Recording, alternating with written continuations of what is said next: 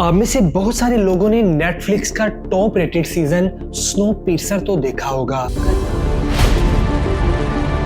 ये planet earth पे आखिरी ट्रेन होती है जिस पे कुछ लोग मौजूद होते हैं और उस ट्रेन से बाहर मौजूद करोड़ों लोग मारे जाते हैं क्योंकि वो वक्त होता है आइस एज का। ये तो एक ख्यालाती तस्वुर था जिसको एक सीजन की शक्ल दे दी गई, लेकिन प्लेनेट अर्थ पे भी एक ऐसा वक्त आया था जब पूरी दुनिया के अंदर बर्फ ही बर्फ थी और उसको कहा जाता है आइस एज।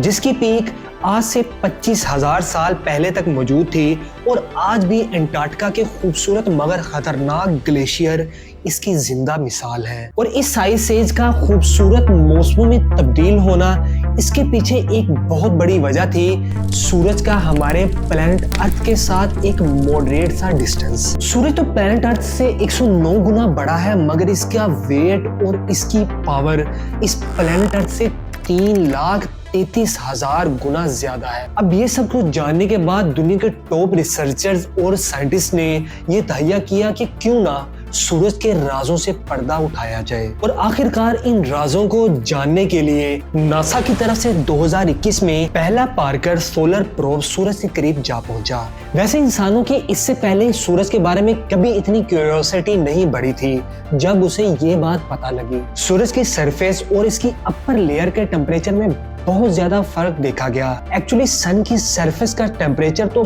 5500 डिग्री सेल्सियस है, बट सूरज की अपर लेयर जिसको कोरोना लेयर कहा जाता है, इसका टेम्परेचर 5 लाख डिग्री सेल्सियस है। मतलब सूरज की सरफेस से 100 गुना ज्यादा गर्म। इसको आसान अल्फाज में ऐसे समझे कि आपके सामने एक आग का अलाव जल रहा है, जैसे जैसे आप उसके करीब जाते हैं तो आग ठंडी होती जाती है और जैसे आप उससे दूर जाते हैं तो आग सख्त तपश वाली होती जाती है। हालांकि देखा जाए तो ये प्लेनेट अर्थ पे जलने वाली आग के रूल से बिल्कुल मुतजाद है, लेकिन हकीकत यही है और इसी ने साइंटिस्ट को बहुत ज्यादा हैरान कर दिया और साइंटिस्ट इस सवाल के जवाब के लिए निकल खड़े हुए। पार्कर सोलर प्रोब को पहली बार अगस्त 2018 में लॉन्च किया गया, जिसका मकसद सोलर विंड, सूरज की अपर लेयर, कोरोना और मैग्नेटिक फील्ड को समझना था। इस पार्कर सोलर प्रोब को एक शील्ड से बनाया गया था जो कि 2500 फ़ारेनहाइट हीट की शिद्दत को बर्दाश्त कर सकती थी। ये प्रोब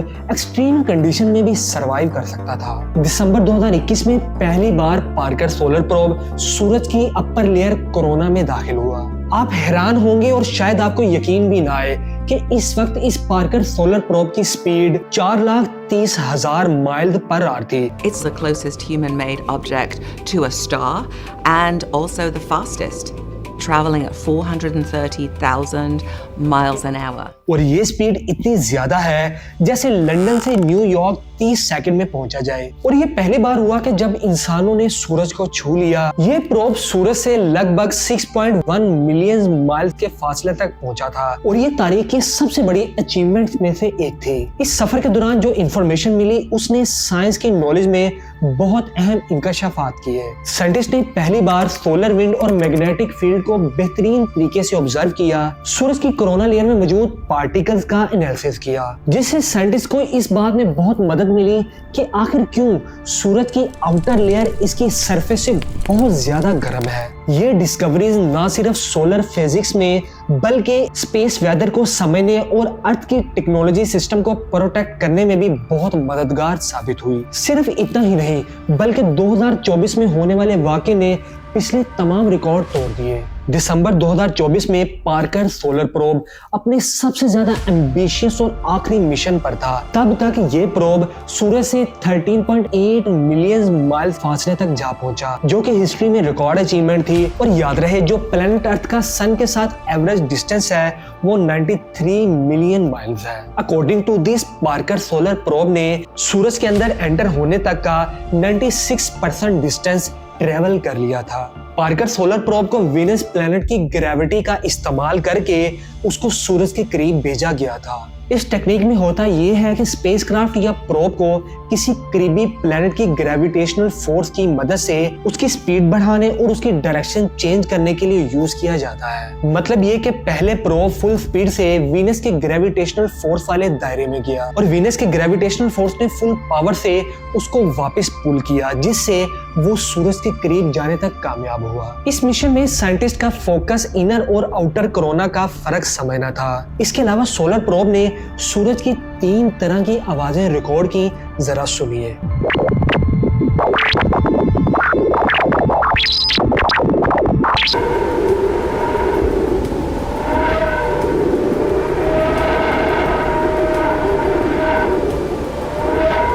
यकीनन ये आवाजें जहां इंसान को हैरत पैदा कर देती हैं, वहां इंसान के अंदर बहुत खौफ भी पैदा कर देती हैं। इसके अलावा आपने नॉर्दर्न लाइट्स का तो सुना होगा।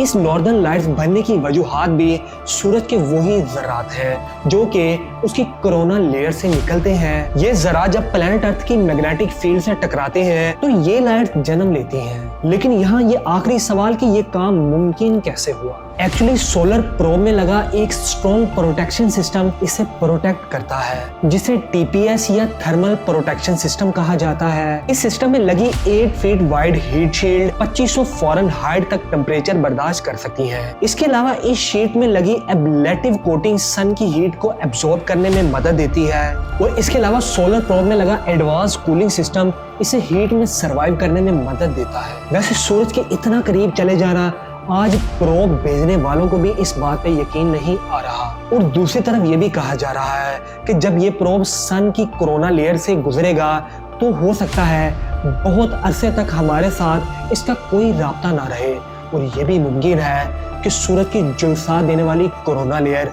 इसे पिघला कर राख कर दे और इसका नामो निशान हमेशा के लिए मिट जाए। लेकिन ये सवाल का जवाब तो फ्यूचर देगा कि ये प्रोब और कितना अरसा सरवाइव कर पाएगा। और ये थी पार्कर सोलर प्रोब की सूरज तक जाने की दास्तान।